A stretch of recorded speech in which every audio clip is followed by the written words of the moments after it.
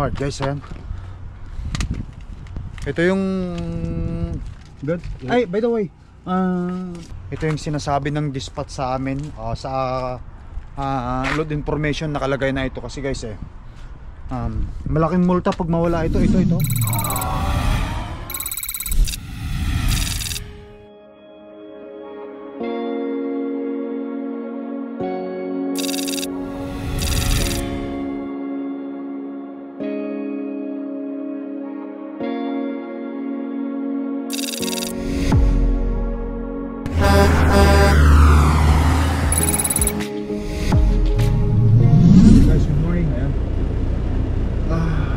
Atrasan na to.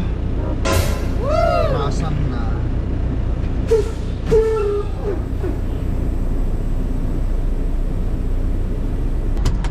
Tara guys. Uy, let's break the seal.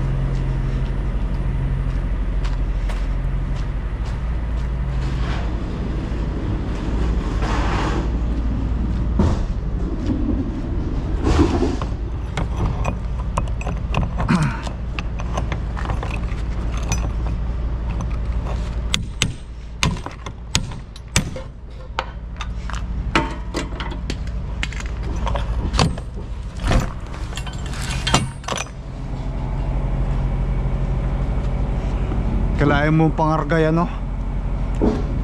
Kapranggot.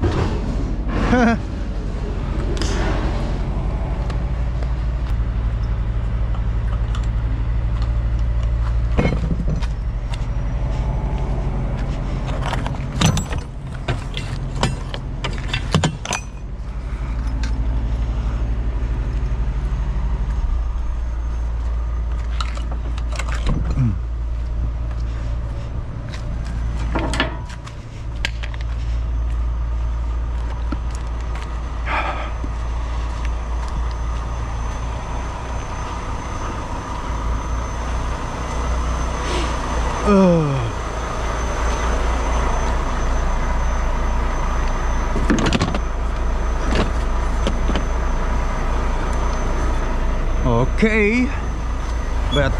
Bay atras mga lode.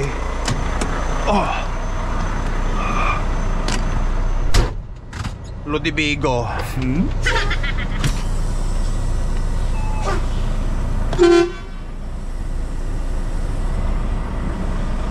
Yun. Sakto pa naman yung tubig dyan, no?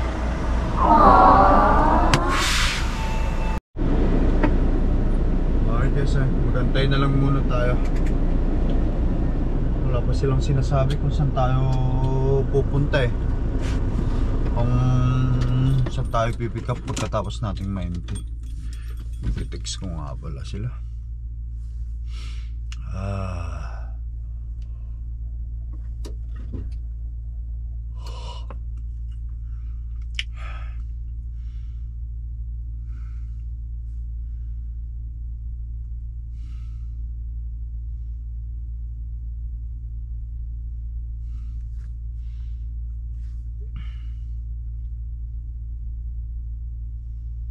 Boss Daryl.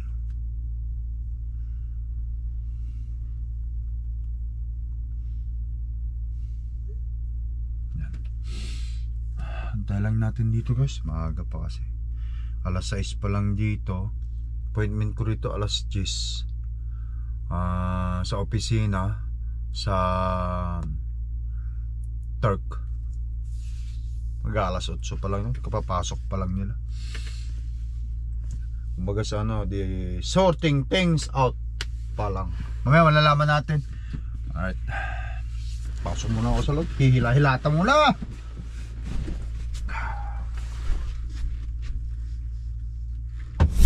Guys, good morning ulit. But anyways, now what do we have here? Luto tayo ng ano guys. Luto tayo nito. Diyos ko, nag-leak na ng ano, sabaw.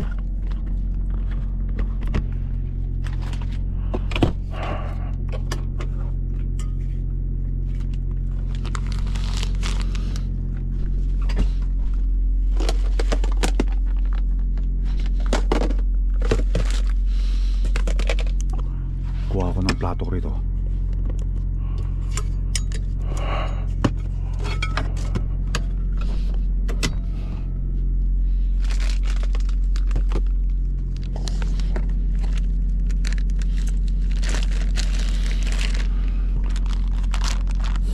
Ayan, beef patties. Sabi niya 320 calories ang isa. Tapos 26 gram of protein. Wow! Magluto tayo tatlo.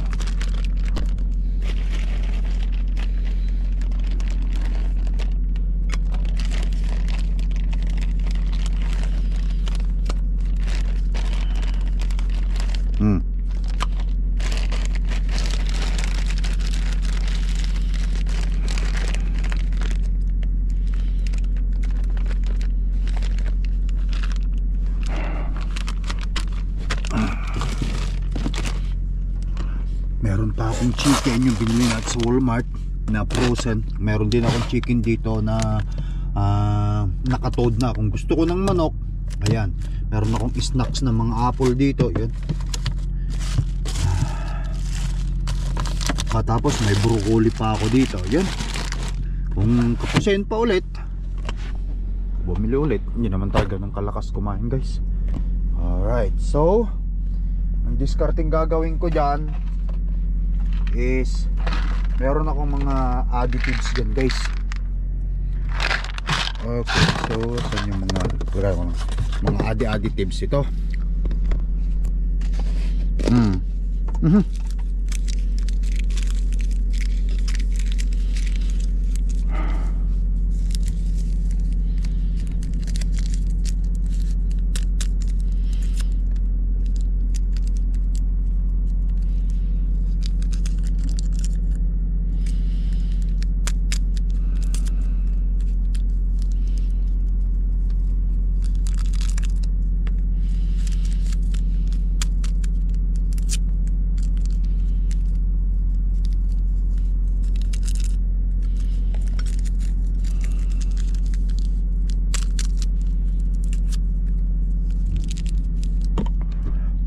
Paminta tapos asin, yun lang. Yan.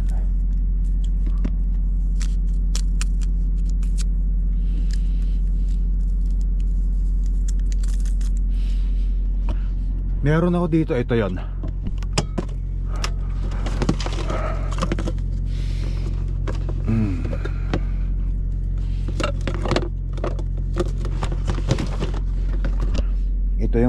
Ito yung ano ko, canola oil cooking spray.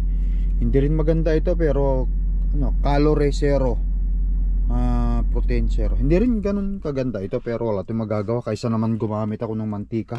Meron din ako dito yung frying pan guys, ito.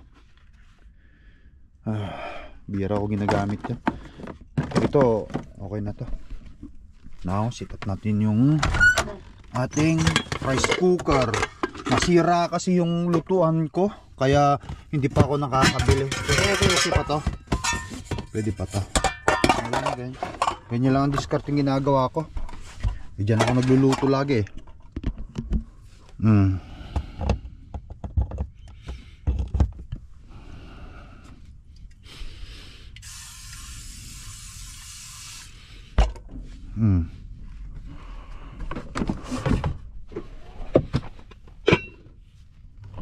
Takpan ko muna ng ganan tapos i-on ko doon para uminit. Ayan, antayin ko lang habang ina-unload pa tayo. Ayan, maliwanag na guys, ina-unload pa rin tayo.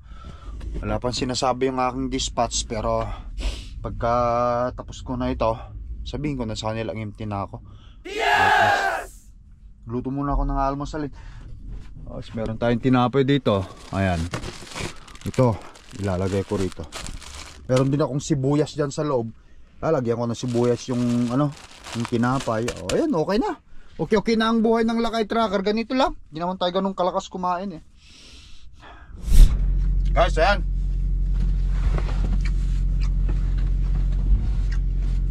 Mag-almusal tayo. Yes! Hamburger. Ang dating nito, parang burger, sandwich.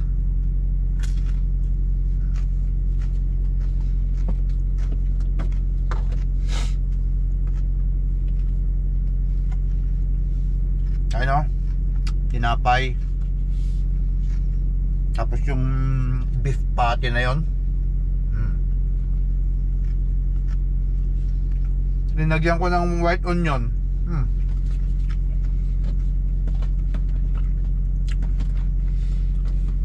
Bihira rin lang naman tayo kumain ng laso na onion.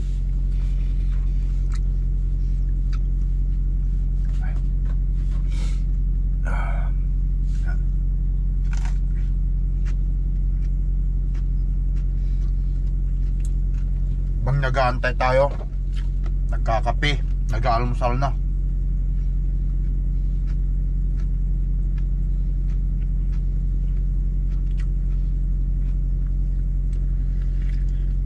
Guys, just pull out right here to the left. We're going to give you all your paperwork and close it up. You're good to go. Oh, we're done? All done. Okay, I'm just gonna pull out the phone now. For sure, thank you. Okay, tapos na tayo guys. Move muna daw tayo dito. Tayo sa tabi. May papasok doon. Yes!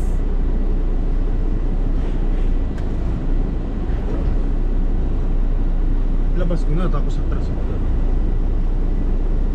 Para kung sakali man eh.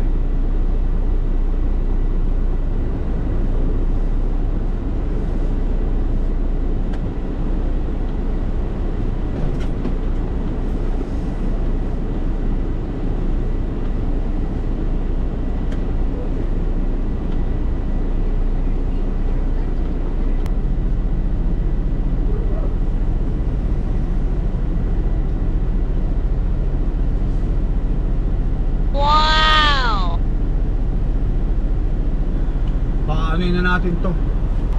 Papasukin na natin to.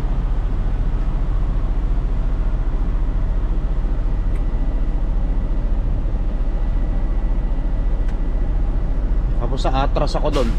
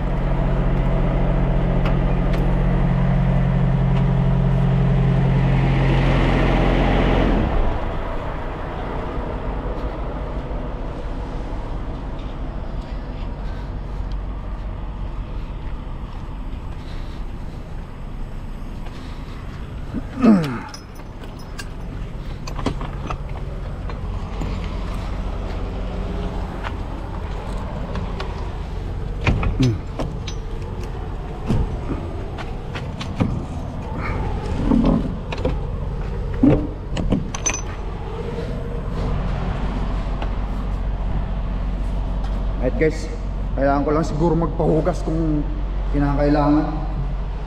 Medyo marumi-rumi na eh. Ayun yun, mag-abang lang muna ako sa ano. Tignan ko muna yung kasos niya. Kailangan nandito yung mga kasos eh. Ensuring kaso is still here. Doon. Ito yung kasos guys, yung rubber. Medyo madilim eh, kaya natin masyado makita. 4 yan. Meron din dito. Ito yung ganitong klase yun ng kasos ang tinatawag nila dyan. 4 yan. Kasi 4 na butas yan eh. Sa reaper kasi guys, lalo pagka may pumapasok na hangin, kailangan meron pa rin siyang singawan. Kasi kung walang singawan yan, ay yung pressure sa loob hindi makakalabas.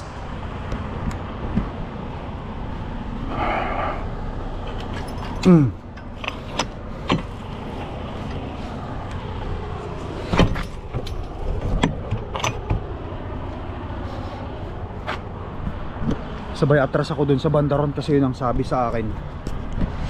Doon tayo matras.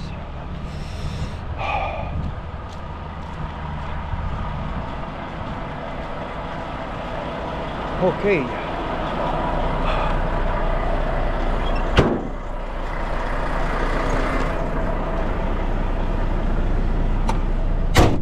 Ayan guys, andyan na yung ano. Subukan natin magpaalam dun sa matanda kung papayag siya rito mag-stay ako rito. Kung hindi, aalis ako rito. Bukas pa kasi pick up natin eh. Balak kong mag-receive. Hi! Okay. You got everything so far? Good? Yeah. Ay, by the way, you don't mind if I stay here until afternoon? Sure. It's okay? Yeah. Because I have a pickup is tomorrow. I don't wanna drive now. So okay tomorrow? Yeah. Oh, thank you very much, sir. Yeah. At least kahit pa paano magpaalam. Ayan, tapos na. Ang mga papel, ipapadala ko na lang ito sa kanila. Dito na lang tayo hanggang mamayang hapon. Tapos pagsasarado sila, ayan, nagsarado sila, alis na rin ako dito. Ayan guys, yan. I-send ko lang sa aking dispatch ito. Kasi kailangan para ma-proof na nagpadala na tapos na itong ano natin, papeles natin. Cellphone ko. Alright guys, ayan. Dito tayo. Gusto kong i-share sa inyo kung paano namin ipinapadala yung mga proof of deliveries namin sa aming mga company. So, andito yung drive axle which is yung ginagamit namin. Ilagay ko lang yung email ng Turk Enterprise, tapos load number which is ito. Load number ko nandito 108337 1083 37 yan, proof of delivery yan. Next, tapos pipicturean ko itong mga ito. Nakatibayan is ito, wala tayong ito yung mga resibo kung saan na receive nila yung mga product, walang problema. Yan.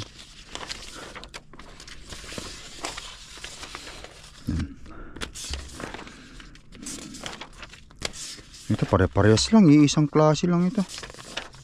Ito lang yung aking ibibigay dyan. Okay, dalawa lang, itong dalawa lang ang may bibigay ko. Okay na yan. I-ganyan natin para sa ganun mas magandang makita kasi yung background puti. Yan. Pipicturean lang natin yan. Linisin ko yung camera. Bahala na yung ano na to eh. Okay, so parang hindi yata maganda yung pagkaka-capture. Capture ulit natin. Ano natin yung yun, magpa-plus para mas malinaw yan. Okay, tapos yan ang bahalang magka-craft. O yan, andyan na yung isang file. Tapos ito kailangan kong isubmit din sa kanila ito. Yung aking ECE. Okay, so dalawa yan. Tignan ko pa, baka mamaya mayroon pa siyang kailangan para sa ganun eh. Okay, hindi na ako pa ulit-ulit. Ito mga packing list lang naman ito. Meron na rin sila doon ito eh. Okay. Okay, ito meron siyang sulat dyan eh.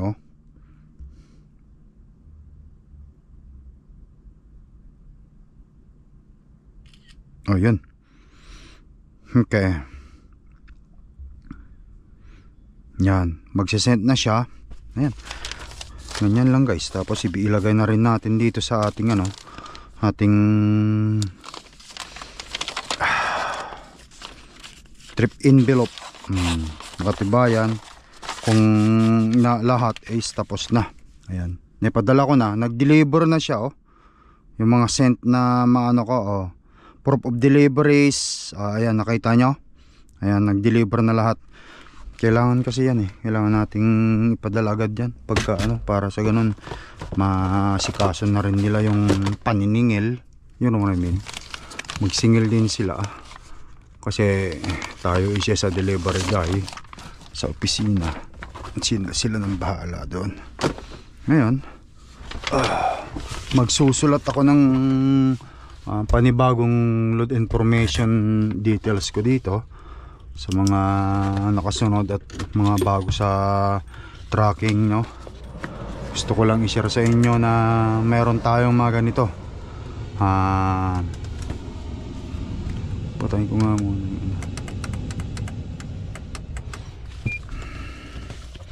So susulat ko yung pangalan ko rito ulit, trip envelope, kasi panibago na naman yan eh.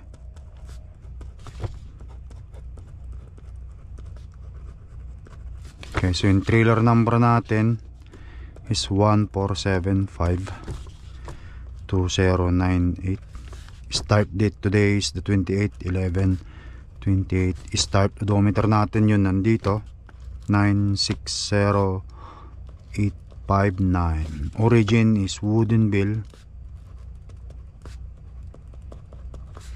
Wow. Tapos ang destination natin hindi ko pa alam, pero alam ko sa Calgary ito. Gawa nga ng tinext na ako ng dispatch ko. Ayan ang sabi ko sa ito. Sabi sa akin ng dispatch ko, "Good morning sir, any direction?" Sabi ko kanina alas 8:20 ng umaga. "Loading tomorrow, get a wash out, no sleeping on their property." Hindi na kasi pwedeng hindi na kasi pwedeng matulog dun sa property ng pipikapan namin na yun. Kaya hindi na ako pwedeng dumire-diretso dun. Ewan ko kung bakit nila pinagbawal. Kaya hanggang dito na lang muna. Ako kasi balak ko guys, ito katignan nyo, isa rin itong balak ko. So since kagahapon, no, nandito na tayo kagabi. Sa previous video vlog natin nakarating tayo rito. Meron na akong 19 hours and 44 minutes na off duty o sleeper berth. Ngayon, since bukas pa naman yung pick up ko doon, 3 oras lang naman ng driving na set up ko na rito. Baka hapon pa yon. Nagsimula tayo rito, so babalik tayo rito sa aking kaganapan sa aking logbook history. Okay, so yan. Nagsimula tayong mag off duty kagahapon ng bandang alas 3:03 PM, no? Ito nakita nyo, nagsimula ako nag-sleeper berth sa sarili ko 3:03 PM. Okay, so ngayon alas 3 pag umabot ako dito ng alas 3 is 24 hours. Pag madaling araw na alas 3 inabot ko bukas, 36 hours ko na, makaka-reset na ako. Since bukas pa naman yung pick up ko, mga tanghali, 3 oras lang naman ang drive, kayang-kaya ko na siguro akong makarating doon. Depende kung sipagin ako mag-drive mamaya. Since pwede naman ako mag-personal conveyance kasi empty naman ako, pupunta lang ako sa pinakamalapit na truck stop. Ayan. Dito siguro yung pinakamalapit na truck stop, o depende kung may makita ako. Pero kung wala, dito na lang ako kasi hindi naman ako pwedeng lumayo. Ayan, yung pinakamalapit na truck stop lang ang pwede nating puntahan upang sa ganun hindi tayo maging violation. Empty naman ako, kaya okay lang mag personal conveyance kung gusto ko mag personal conveyance. Using personal conveyance guys dito sa US, allowed ka na naka-hook yung trailer mo dito sa Amerika. Basta katulad nito, galing ako dito sa dito ko ngayon sa diniliberan ko. Ngayon, pwede ako mag personal conveyance patungo dun sa pinakamalapit na truck stop na pwede kong magparkingan. Yan, kung gugustuhin kong umalis dito. Pero kung ayaw ko, since nagpaalam naman tayo na dito na lang, dito na lang. Yan, wala tayong gagawin ngayong hapon. Mamaya titignan ko kung pwede ako maglakad-lakad dyan mamaya, since nakakainip naman dito sa loob ng truck, no, na walang ginagawa. Yan. Kaya magantay-antay lang tayo guys. Yes! Guys, babalik ang lakay. Ayan, inspectionin natin ang engine oil ng ating unit. Nainip ako dito, wala naman akong magawa kasi. Okay, check. Lalarga ako, dadrive ako hanggang doon sa malapit lang dito, nag-search ako ng malapit na truck stop. Meron dito, ayan. Okay, so Eksakto pa, tama pa. Nandyan yung ano. Kumbaga sa ano okay pa yan. Yes! Nasa minimum level pa. Tapos syempre mag-refill na rin ako ng washer fluid natin. Kasi syempre kailangan ito. Lalo na pagka laging nag-i-snow.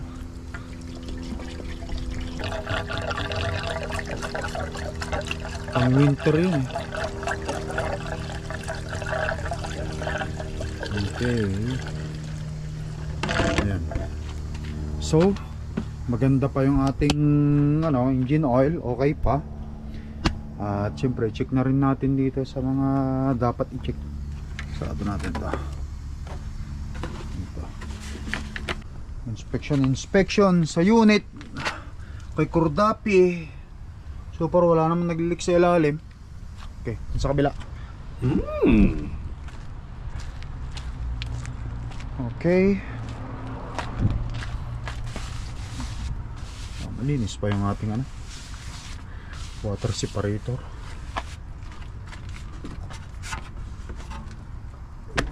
Coolant okay pa, nasa max level pa. Yan. Ilalim ayos pa. Baka mamaya alog-alog kailangan natin i-check yan pagka alright guys, ayan. Ito yung ulitin ko ulit, no? Ito yung sinasabi ng dispatch sa amin sa load information nakalagay na ito. Kasi guys malaking multa pag mawala ito. Yung tawag dyan guys, kasos. Ito, pag nawala yan, mayroong may multa. 4 ito guys So isa ito. Tapos dito sa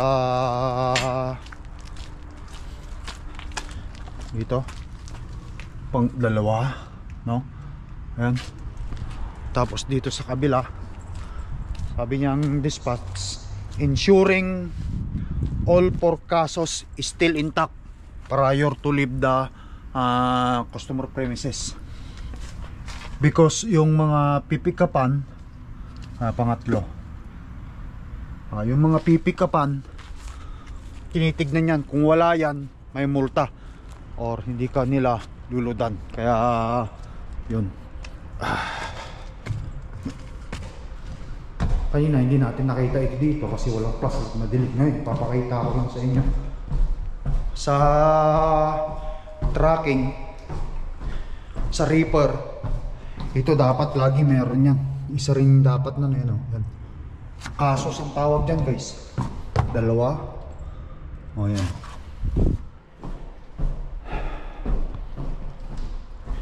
Tatlo ito. 3. Lahat ng butas, 4 kasi butas yun. 3, 4. Ayan. Yun. Bago tayo umalis, kailangan naka-intact yung mga yan. Kasi kung hindi, patay tayo. Hindi tayo makakalod. Sarado ko muna.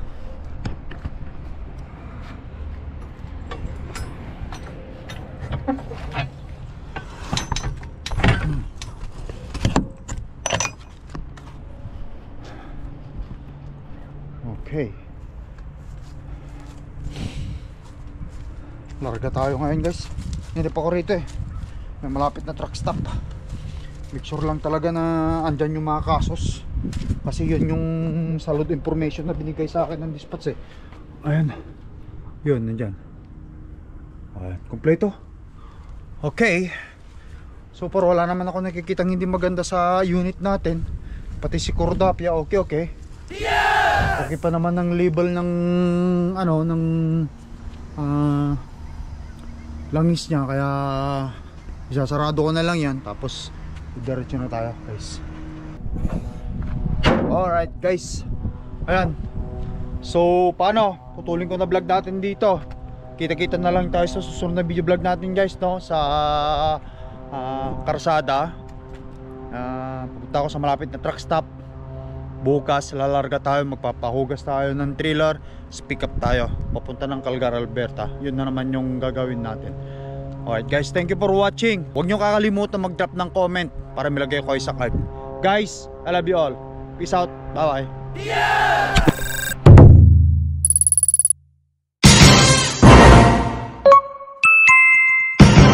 Lakai Tracker.